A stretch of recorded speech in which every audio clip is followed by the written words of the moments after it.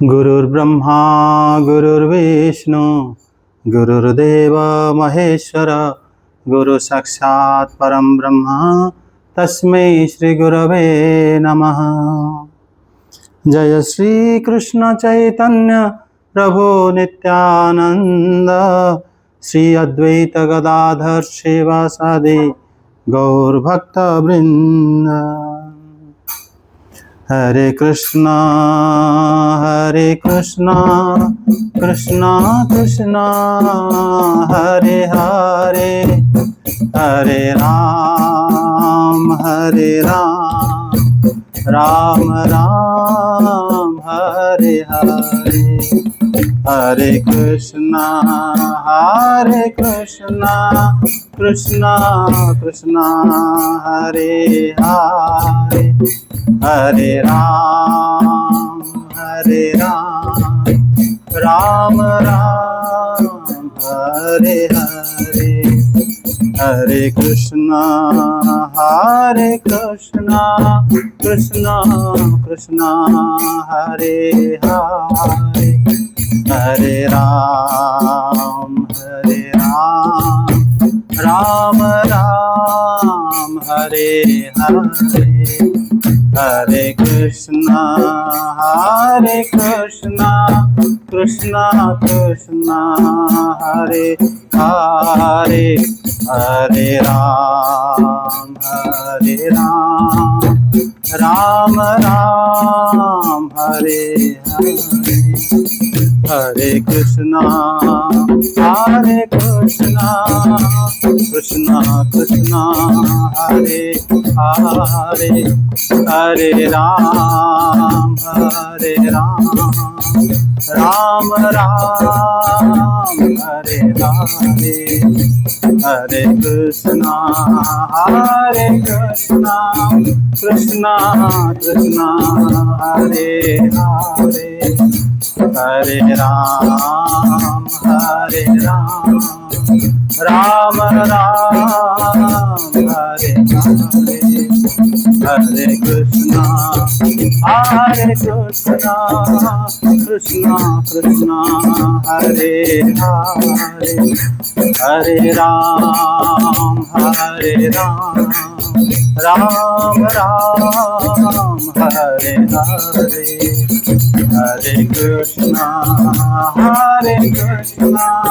कृष्णा कृष्णा हरे हरे, हरे राम राम राम हरे।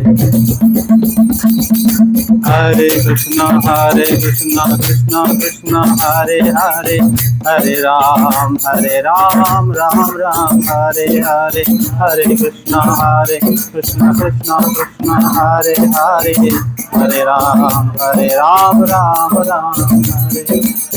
हरे कृष्णा कृष्णा कृष्णा हरे हरे, हरे राम राम राम हरे हरे। हरे कृष्णा कृष्णा हरे हरे, हरे राम राम राम। हरे कृष्णा कृष्णा कृष्णा हरे हरे, हरे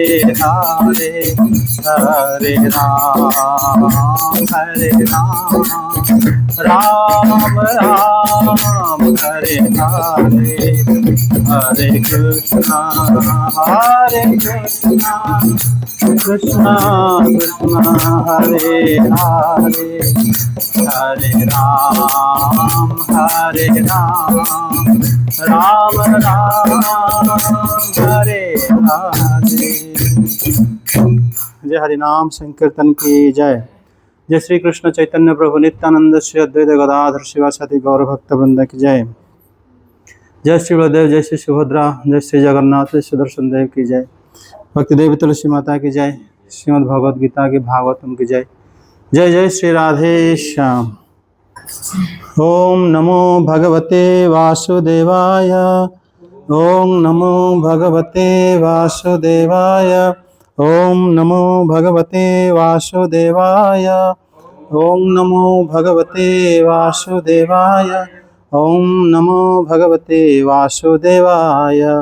ओम नमो भगवते वासुदेवाय। श्रीमद् भगवद गीता ध्यान योग 6 अध्याय श्लोक संख्या 18। यदा विनीयतं चितमात्मन्येवावतिष्ठते निःस्पृहः सर्वकामेभ्यो युक्त इत्युच्यते तदा। अनुवाद। जब योगी योगाभ्यास द्वारा अपने मानसिक कार्यकलापों को वश में कर लेता है और अध्यात्म में स्थित हो जाता है, अर्थात समस्त भौतिक इच्छाओं से रहित हो जाता है, तब वह योग में सुस्थिर कहा जाता है।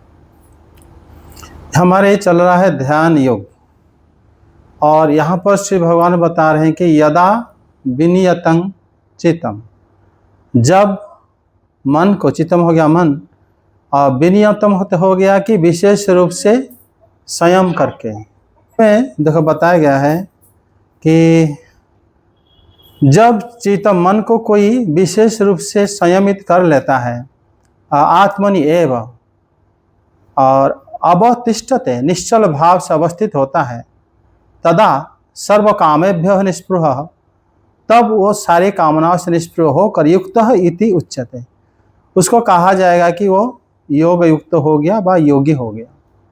यहाँ पर श्री भगवान इस श्लोक में, श्लोक के आरंभ में बताएं यदा, जब ऐसे होगा तब उसको योगी कहा जाएगा। जब होगा का मतलब हो गया समय लगेगा, वो प्रयास करेगा। जब शब्द वहीं से आता है, जब तक आप ये कर लोगे तब फिर आप वो करना।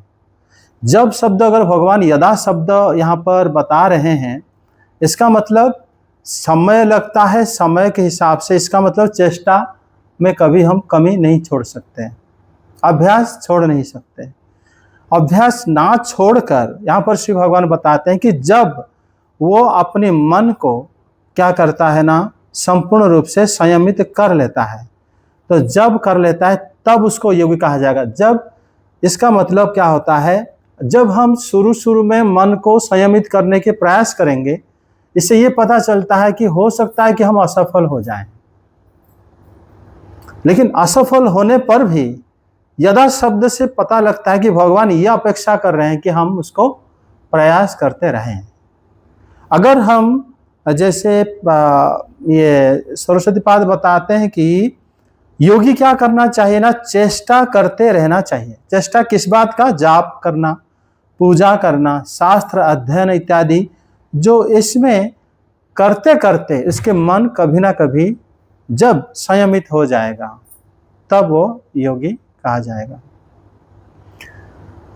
श्रीधर समीपाद कह रहे हैं कि जब इसका मन खाली इस लोक में नहीं, परलोक की बातें में जब सुनता है कि इस लोक में आपको ऐसे और सुख सुविधा मिलता है, स्वर्ग लोक में, या आप ये पुण्य करोगे तो और ज़्यादा आपको ये मिलेगा, ये जो इत्यादि जितना भी वो परलोक के बारे में भी सुनेगा, इस लोक के बारे में भी सुनेगा, तब भी उसका मन जो है कभी किसी में आसक्त नहीं होगा, लगेगा नहीं।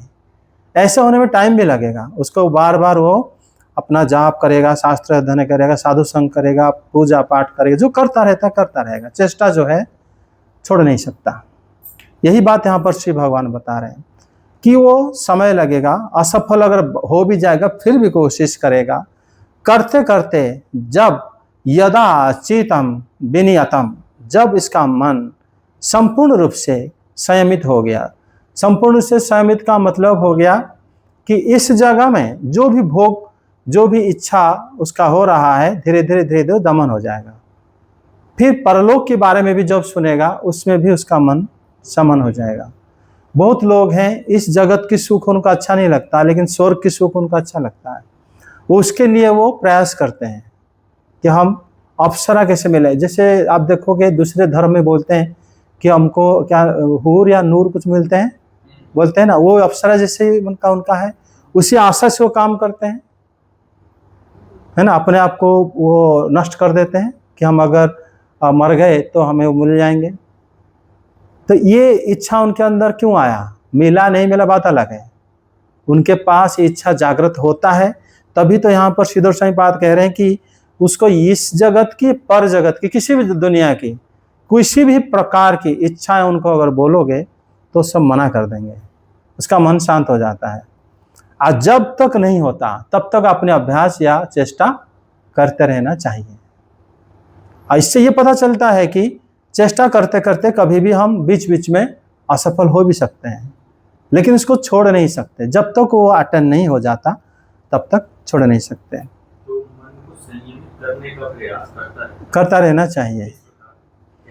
जो अपने नियमित चेष्टा, जैसे जाप करना, पूजा पाठ करना, शास्त्र अध्ययन करना, सत्संग करना, ये सब छोड़ना नहीं चाहिए। करता रहेगा तो मन संयमित हो जाएगा।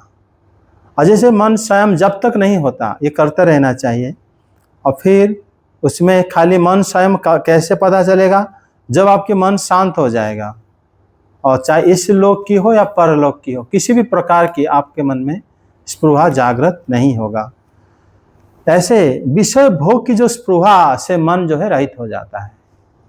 किसी भी प्रकार की जो विषय भोग है उसमें मन आपका जो हट जाता है और आत्मा में स्थिर हो जाता है। इस तरह योगी को योग निष्पन्न कहा जाता है।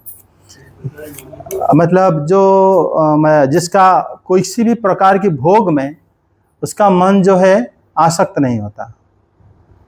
भोग होता है सबसे बड़ी आसक्त। आपको ये वस्तु की इच्छा है और आप चाहते हो, ये सारा भोग ही में आता है। जो भी इच्छा है वो सारा भोग में आ जाता है, और वो हमें योगी होने नहीं देगा भाई, संसार से उद्धार होने नहीं देगा। तो जब ऐसी स्थिति में मनुष्य पहुंच जाता है तो वो कैसा दिखता है, वो कैसा हो जाता है? वो योगी हो जाता है। भगवान इस श्लोक में बता रहे हैं, उसको योगी कहा जाएगा। और वो जीते जी मुक्त हो गया। जीते जी मुक्त हो गया। उसको मरने के बाद ही मुक्त हो जाएगा, जीते जी भी मुक्त हो जाता है। उसका कोई बंधन कोई नहीं उसको, क्योंकि किसी की उपेक्षा नहीं। कोई इच्छा नहीं रह जाती उसको किसी की उपेक्षा भी नहीं, कोई नहीं चाहिए। कोई किसी के प्रति उसका आसक्त नहीं है, कोई वस्तु के प्रति आसक्त नहीं है, वो निष्पृह हो जाता है। तो ऐसे व्यक्ति जो होता है वो जीते जी मुक्त हो गया। उसका क्या और करेगा वो?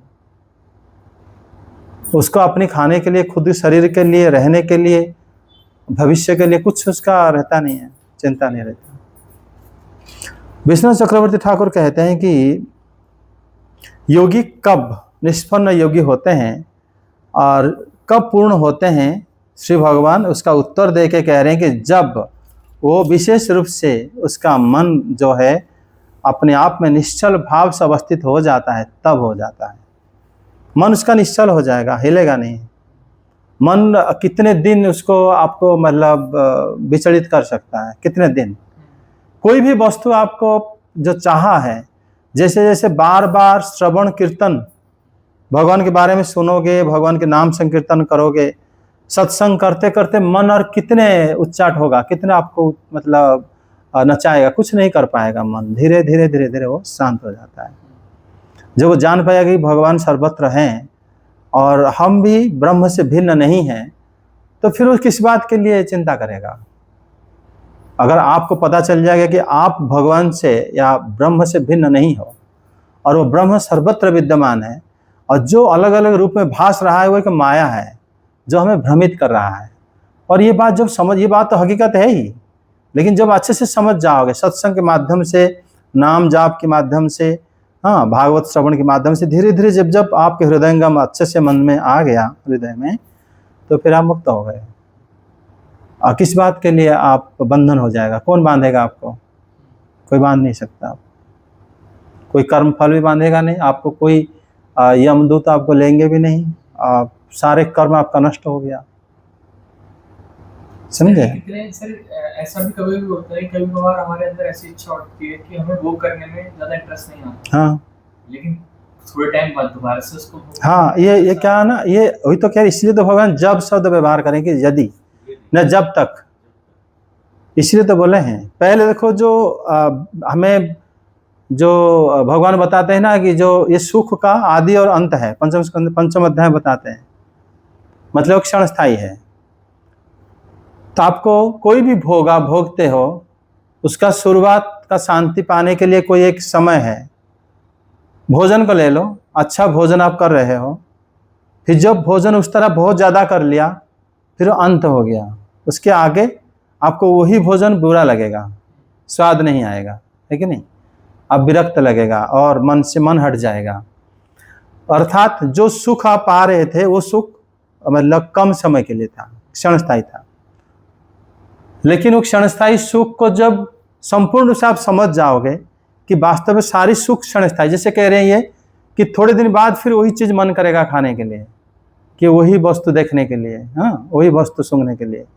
तो वो क्या है, सत्संग के माध्यम से जब तुम जानो, पता लगेगा कि बार बार धोखा हो रहा है मेरे साथ, तो फिर धीरे धीरे मन शांत होगा।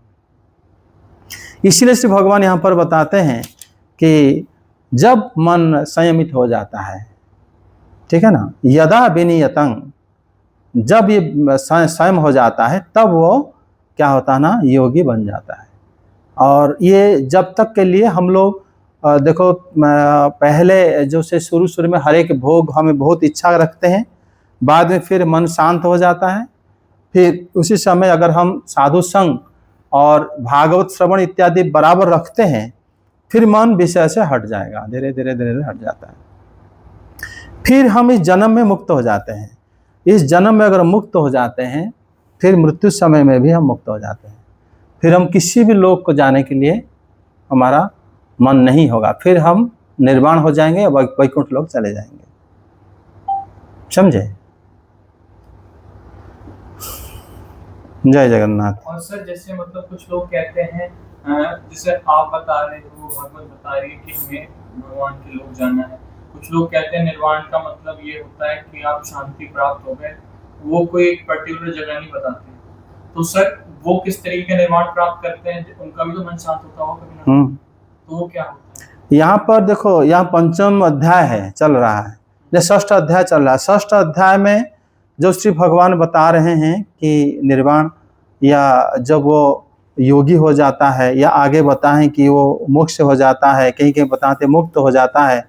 लेकिन आगे भगवत गीता के अंतिम अध्याय में कहते हैं कि वो मुझे प्राप्त कर लेता है। इसका मतलब ये भी अंतिम नहीं है ये, लेकिन हर एक श्लोक में अपने आप में श्री भगवान बताते हैं कि किस प्रकार मन को संयम करके हम योग्य बनते हैं। फिर आगे चल के जब हम फिर भगवान की सिर्फ वासुदेवम सर्वम इति, सिर्फ उनके अलावा और कोई नहीं है दुनिया में, जब हमें ये पता चल जाएगा और उनके शरण में हम आ जाएंगे, फिर हम उन्हीं के लोग ही पहुंच जाते हैं। और जो यहीं तक आके रह गया और आगे नहीं बढ़ पाए, वो खाली निर्वाण मन को मुक्त हो जाते हैं। तो यही होता है। वो स्थिति तो इसी युग में तो नहीं है, पहले था ऐसा स्थिति। वैसे स्थिति में वो ब्रह्म ज्योति तक जाके फिर वापस भी आते हैं। ऐसे भ्रष्ट जोगी कहते हैं उनको। ठीक है। और सर मैं एक चीज पूछना चाहता हूँ सर, जैसे कुछ लोग मतलब ज्ञानी हो जाते हैं और मतलब अपने ज्ञान से अपने मन को शांत कर लेते हैं, लेकिन वो भगवान को भगवान नहीं समझ पाते, तो सर फिर वो नहीं, वो ज्ञान तो शुष्क ज्ञान होता है, भगवत ज्ञान नहीं है। तो आनंदित कैसे होते हैं? वो ज्ञान तो जैसे भागवत में जो ज्ञान है, भागवत में जो भक्ति है और जो वैराग्य है, तीनों वास्तव में एक है। ज्ञान, वैराग्य और भक्ति के पुत्र कहा जाता है। लेकिन जो भक्ति को छोड़ के जो ज्ञान है, वो तो क्या होता है ना, उनको कहा जाता है, कहते हैं शुष्क ज्ञान। एक्चुअली उनके माता कौन है उनको पता नहीं होता। वो जो ज्ञान है शुष्क ज्ञान, वो ज्ञानी लोग जो होते हैं वो कभी भी सफल नहीं हो पाते, फिर वापस आ जाते हैं। ज्ञान का मतलब भगवत ज्ञान। क्योंकि मतलब लोग इस तरह से प्रचार करते हैं अपने थिंकिंग का, अपने नॉलेज का, कि हमें लगता है यार ये भी तो वैसी ही बात कर रहे हैं जैसे भगवत गीता में लिखा है, नहीं, लेकिन ये भगवान के बारे में बात करते नहीं। हाँ, तो फिर ये कैसे अपने आप को दिखा रहे हैं कि मतलब हमें तो कोई फर्क ही नहीं पड़ता? फर्क तो पड़ना चाहिए। वो लोग क्या करते हैं ना, भौतिक जगत को से मुक्त हो जाते हैं। उसके लिए उनके पास तर्क रहता है कि हम ये शरीर नहीं है और इंद्रियों को संयम करना चाहिए, प्राणायाम करना चाहिए, ध्यान में बिंदु को ध्यान करते हैं, ऐसे यहीं तक रह जाते हैं। लेकिन आगे मन को बढ़ा के, मन लेकिन शांत कैसे होगा? ज्ञान को भागवत की षष्ठ स्कंद में कहा गया है, जैसे आग में या जब अग्नि में बांस की जो पेड़ है जल जाता है, अग्नि जब आया, बांस की जो पौधा होता है वो जल जाता है, ठीक है। लेकिन जब बारिश होता है फिर वो अंकुरित हो जाता है। बांस का। दूसरे पेड़ अगर जल जाते हैं तो दोबारा अंकुरित नहीं होते हैं, बांस का लेकिन होता है। ज्ञान को उसके साथ तुलना किया गया है। ज्ञान क्या करता है, ज्ञानी वो इस जन्म में हर चीज़ों से मन को हटा लेता है। हटाने के लिए उनका तरीका भी बड़ा निराला होता है। वो हटाने के लिए एक अलग सा आइसोलेटेड प्लेस ढूंढते हैं, जंगल हो, पहाड़ हो, झरना हो, जहाँ की किसी लोगों से हमें कोई मतलब नहीं है। वो किसी भी तरह इंद्रिय को दमन करके शरीर को पूरा करना चाहते हैं।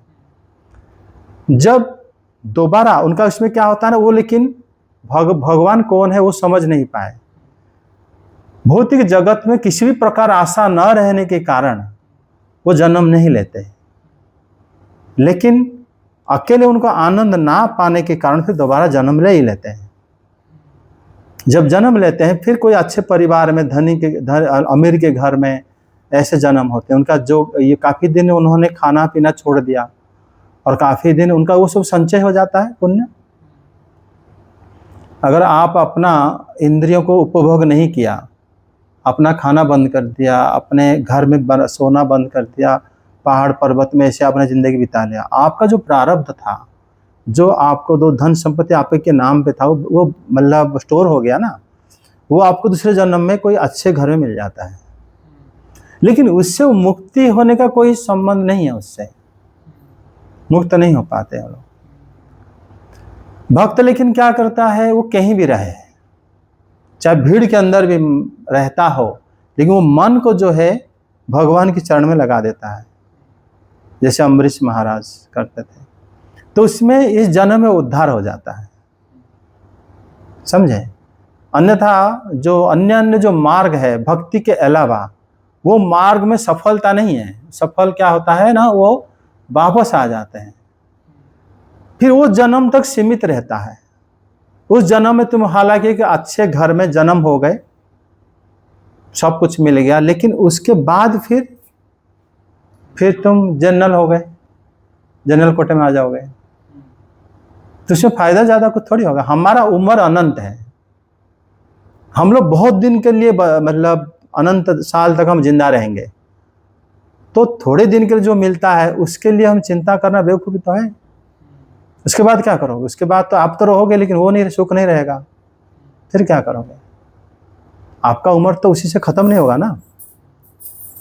अगर एक जन्म के लिए आपने अच्छे से इस बार मनुष्य शरीर मिला है, दान पुण्य करके आपने क्या करा, अगले जन्म के लिए पैसा इकट्ठा कर लिया, सब मिल जाएगा आपको, कर लिया। लेकिन अगले जन्म में अगर आपका बुद्धि काम नहीं करा, दान पुण्य कुछ नहीं करा, आपने उल्टा और बढ़ाना चाहा, लोगों से ठगना चाहा, फिर उसके अगले जन्म में दुख पाओगे, फिर उसके अगले जन्म फिर दंड पाओगे, फिर इस तरह होगे। क्योंकि हमारा उम्र अगर खत्म हो गया होता एक जन्म के बाद, तब तो सही होता, लेकिन वो खत्म नहीं होता, हमारा उम्र बिल्कुल लंबा चलता है। इसीलिए जो बुद्धिमान व्यक्ति है वो अभय चरण, जो नित्य है, जो सत्य है, उन्हीं के चरण में जाता है। तो फिर वो हमेशा के लिए वो सत्य हो, उसका सब कुछ सत्य हो जाता है, और सब कुछ वो चिरंतन हमेशा के लिए हो जाता है। अगर आपका सोच ही छोटा है तो फिर आप कैसे चिरंतन सुख को प्राप्त कर पाओगे? इसलिए भक्त जो होता है, भगवान जो बता रहे हैं अभी, वो धीरे धीरे क्रमबद्ध में आगे आगे बढ़ा देंगे। अभी इसी श्लोक में बताते हैं कि जब उसका मन शांत हो जाएगा, या मन जब सारे विषय से हट जाएगा, वो योगी हो जाएगा। मन सारे विषय जब तक नहीं हटता तब तक वो प्रयास करना चाहिए, और फिर उसमें तब तक उसको सफलता मिले असफलता मिले, वो कोशिश करता रहना चाहिए। क्यों? क्योंकि हमारा जीवन जो है वो अनंत समय तक है, और हम अगर बहुत जल्दी से अगर यहाँ से हट जाते हैं और हम भोग वासना रखते हैं, उससे फिर हमारा बार बार जन्म मृत्यु के चक्कर में पड़ जाएंगे। सर, इस श्लोक से सुन के ऐसा लग रहा है कि जो बुद्ध जी थे, जो उन्होंने निर्वाण प्राप्त किया, वो तो यही स्थिति थी, इतना ही था उनका। नहीं, बुद्ध भगवान की दो बुद्ध प्रसिद्ध हैं। एक बुद्ध तो भगवान के अवतार हैं, और एक बुद्ध है गौतम बुद्ध। गौतम बुद्ध जो है वो उसी पहले जो बुद्ध भगवान के अनुप्राण में अनुप्राणित होकर बुद्ध बने थे। बुद्ध बने वो बुद्ध नहीं थे, वो बुद्ध बने। वो बुद्ध बने मतलब क्या है, वो अपने आप को जो है सारे विषयों से मन को हटा के वो निर्वाण प्राप्ति के लोगों को मार्ग प्रचार करे थे। उसी से वो बोले कि संसार से दुख माने कामना से मुक्ति मतलब दुख का मुक्ति हो जाएगा, कामना की निवृत्ति से दुख की निवृत्ति, ऐसे बताए थे वो कि कामना हटा लो दुख हट जाएगा। ये बात सत्य है, लेकिन वो अल्टीमेट नहीं है। अगर वो बुद्ध भगवान के शरण में लोग चले जाएंगे तब तो फिर उद्धार हो जाएंगे। अगर खाली इतना ही भाव रहेगा तो फिर उद्धार नहीं हो पाएंगे। तो यानी उन्हें भी मतलब अगर जो जिस लेवल तक वो पहुंचे उसकी वजह से उन्हें दोबारा वापस आना पड़ेगा। हाँ, जय जगन्नाथ, हरि बोल। श्री कृष्ण गोविंद हरे मुरारे, हे नाथ नारायण वासुदेव। कृष्ण गोविंद हरे मुरारे, हे नाथ नारायण वासुदेव। श्री कृष्ण गोविंद हरे मुरारे, हे नाथ नारायण वासुदेव। कृष्ण गोविंद हरे मुरारे, हे नाथ नारायण वासुदेव।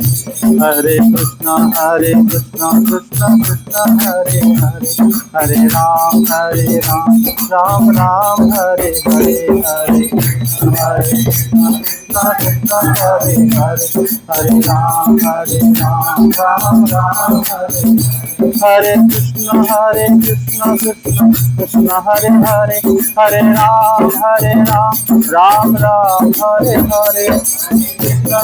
कृष्ण कृष्ण कृष्ण हरे हरे, हरे राम राम राम हरे हरे। कृष्ण कृष्ण कृष्ण हरे हरे, हरे राम राम राम हरे हरे।